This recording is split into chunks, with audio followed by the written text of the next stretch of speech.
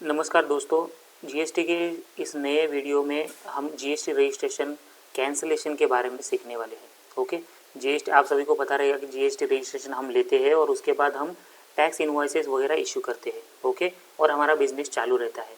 तो इस वीडियो में हम देखेंगे कि जीएसटी रजिस्ट्रेशन कैंसिल होना या फिर वो किस कारणों के वजह से वो कैंसिल होता है, जीएसटी रजिस्ट्रेशन कौन कैंसिल कर सकता है। ओके, और उसको रिस्टोर करने के लिए, क्योंकि आप ये टैक्स इनवॉइस इश्यू कर नहीं सकते, आप बिजनेस नहीं कंटिन्यू कर सकते, आप सेल ऑफ गुड्स नहीं कर सकते हो जब आपका रजिस्ट्रेशन कैंसिल होता है। तो इसके लिए आपको वो फिर से रिस्टोर करना पड़ेगा जीएसटी रजिस्ट्रेशन। तो वो कैसे किया जा सकता है, उसका प्रोसीजर क्या है। और इसके बैकग्राउंड में, ये वीडियो बनाने के बैकग्राउंड में भी एक लॉजिकल रीज़न ये है कि अभी 31 मार्च 2023 को एक GST amnesty scheme GST registration cancellation को रिस्टोर करने के लिए किया है। तो नेक्स्ट वीडियो वो रहेगा, पर उसके लिए पहले आपको जीएसटी रजिस्ट्रेशन कैंसलेशन, उसका रीजंस, वो कैसे रिस्टोर किया जा सकता है, वो प्रोसेस एटलीस्ट पता होना चाहिए। ओके, तो जीएसटी रजिस्ट्रेशन कैंसलेशन दो लोग कर सकते हैं। आइदर यू यूर सेल्फ, आप सेल्फ अप्लाई कर सकते हो कि मेरा जीएसटी रजिस्ट्रेशन कैंसलेशन करो। ओके, और जीएसटी ऑफिसर भी कर सकता है। ओके, तो ये दोनों लोग कब कर सकते हैं, इसके तीन रीजंस है।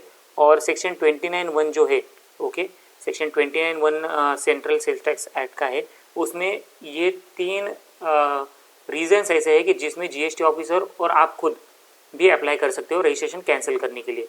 तो देखो, अगर आपने आपका बिजनेस डिसकंटिन्यू किया है तो आप अप्लाई कर सकते हो रजिस्ट्रेशन कैंसिल करने के लिए। अगर आपका कुछ कॉन्स्टिट्यूशन में चेंज हुआ है, आपके रजिस्ट्रेशन के कॉन्स्टिट्यूशन, यानी कि आप प्रोप्राइटरशिप में कर रहे थे, अभी आपने पार्टनरशिप में कन्वर्ट किया है वो बिजनेस, तो आपका प्रोप्राइटरशिप का रजिस्ट्रेशन आपको कैंसिल करना पड़ेगा। या फिर तीसरा रीज़न है कि आपको आपका जो टर्नओवर है वो काफ़ी नीचे चला गया और यू नो मोर सी कि भाई इसका रजिस्ट्रेशन अपने को एप्लीकेबल है, तो then you yourself can apply for GST registration cancellation. और इसी रीज़न के लिए जीएसटी ऑफिसर भी कैंसिल कर सकता है। अभी और कुछ सेक्शन 29(2) में कुछ रीजंस और ऐसे दिए गए हैं जिसमें ऑफिसर, जो जीएसटी ऑफिसर है, उसको राइट्स रहते हैं, ही हैज़ दैट पावर कि वो आपका जीएसटी रजिस्ट्रेशन कैंसिल कर सकता है। तो आइए देखते हैं वो कौन से रीजंस है। सबसे पहला रीज़न है कि आपने कोई जो जीएसटी एक्ट का जो प्रोविजंस है उसको कॉन्ट्रावेन किया है, आपने उनका पालन नहीं किया है, तो obviously GST officer will cancel your GST registration. उसके बाद आपने रिटर्न्स फाइल नहीं किए हैं। ओके, आपने रिटर्न्स फाइल नहीं किए। इसमें क्या है, एक तो कंपोजिशन डीलर के लिए अलग लिखा गया है और other than composition dealer, other dealers के लिए अलग लिखा है।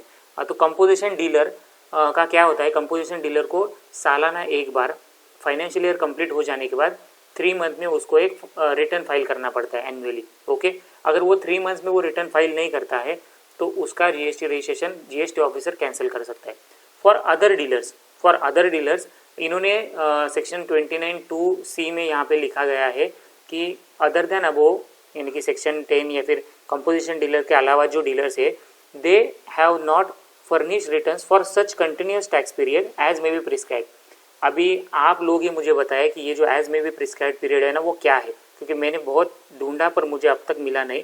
इसके पहले ये जो एक ये अमेंडमेंट हुआ था, इस अमेंडमेंट के पहले उन्होंने सिंपली लिखा था कि 6 कंटिन्यूस मंथ्स के लिए अगर आपने रिटर्न फाइल नहीं किया रहेगा, ओके, तो आपका GST registration is liable to be cancel. पर अभी फिलहाल I am not getting it. Comment to this video and let me know if you find it. If I find it earlier then I'll post as a comment to it. Okay, तो आप वहाँ पे check कर लेना। तीसरा reason है कि voluntary registration आपने लिया था पर आपने 6 मंथ्स में बिजनेस ही चालू नहीं किया, सिर्फ जीएसटी रजिस्ट्रेशन लेके बैठे हैं पर आपने बिजनेस ही चालू नहीं है, तो भी जीएसटी ऑफिसर आपका रजिस्ट्रेशन कैंसिल कर सकता है। और लास्ट वाला है कि आपने जो रजिस्ट्रेशन लिया था वो कोई फ्रॉड या मिस स्टेटमेंट ऐसे कारणों की वजह से आपने लिया था, तो GST officer will cancel your GST registration. Okay, so he has all those rights. ठीक है, अब ये कैंसिल करने से पहले एक और चीज़ आपको बताना चाहता हूँ कि ये सेक्शन 29, यहाँ पे 29(1) था और उसमें ये 3 रीज़न दिए थे।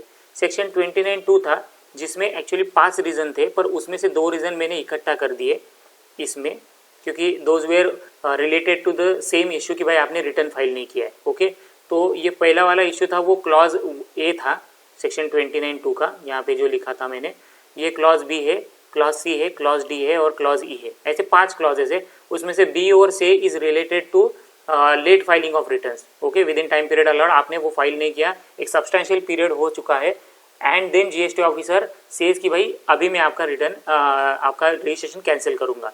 ये मैं आपको क्यों बता रहा हूँ, क्योंकि जो जीएसटी एमनेस्टी स्कीम मैंने जो बताया ना, ये इन्हीं दो क्लॉजेज में एप्लीकेबल है। बाकी अलग ये क्लॉजेज जो है ना, अगर बाकी और कोई भी रीजन की वजह से आपका रजिस्ट्रेशन कैंसिल हुआ रहेगा तो आपको वो एमनेस्टी एप्लीकेबल नहीं है, ओके। तो वो एमनेस्टी उसी लोगों के लिए एप्लीकेबल है जिनका जीएसटी रजिस्ट्रेशन ये जो रिटर्न नॉन रिटर्न फाइलिंग का जो इश्यू है उसकी वजह से कैंसिल हुआ है, ओके। अभी जीएसटी ऑफिसर रजिस्ट्रेशन कैंसिल कर सकता है, पर he directly can not do it, okay. May suspend, तो वो कैंसिलेशन करने से पहले वो सस्पेंड करता है और आपको नोटिस भेजता है, ये शो कॉज नोटिस है, show cause notice for cancellation of registration. उसमें रीजंस लिखे रहते हैं कि मैं ये ऊपर दिए गए रीजंस में से कौन से रीजंस के कारण मैं आपका जीएसटी रजिस्ट्रेशन कैंसिल कर रहा हूँ, ओके। तो वो शो कॉज नोटिस में लिखा गया रहता है। And this is what we call as principle of natural justice, कि आपको कोई पनिशमेंट देने से पहले आपको बताया जाता है कि we are going to punish you, but if you have anything to say from your side, आपको अगर कुछ आपका बताना है चीज़ें, क्या मिस्टेक हुआ था तो आप बता सकते हैं, ठीक है। अभी देखो जीएसटी जीएसटी ऑफिसर ने आपको शो कॉज नोटिस भेजा, आपके पास कोई प्रॉपर रीज़न नहीं था, आपको पता नहीं चला और उसने जीएसटी रजिस्ट्रेशन कैंसिल किया, तो इसके बाद आप क्या कर सकते हैं, आपके पास क्या रेमेडी है, ओके।